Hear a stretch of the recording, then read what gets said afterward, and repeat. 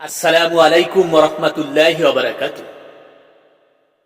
কু আনফুসিকুম আহলিকুম নারা, তুমি বাঁচাও তোমার আহাল পরিবার পরিজনকে আমার জাহান্নামের আগুন থেকে বাঁচাও।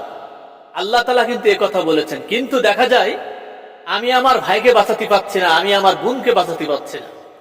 তারা কোরআনের বিরুদ্ধে আন্দোলন করে, আবার আল্লাহকে সিজদাও করে, নামাজও পড়ে, রোজাও থাকে, তাহাজ্জুদও পড়ে।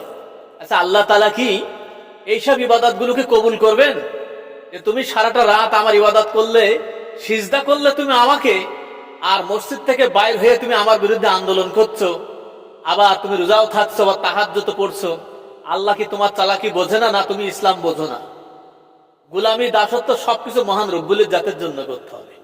তুমি বাঁচাও তোমার আহাল পরিবার পরিজনকে আমার জাহান্নামের আগুন থেকে বাঁচাও, এটা মহান রব্বুল জাত বলেছেন। এই জন্য বলেছেন যে শুধুমাত্র আপনি নামাজ পড়ছেন, রোজা থাকছেন আর আল্লাহর বিরুদ্ধে আন্দোলন সংগ্রাম করছেন, এই নামাজ রোজা কিন্তু আল্লাহ গ্রহণ করবেন।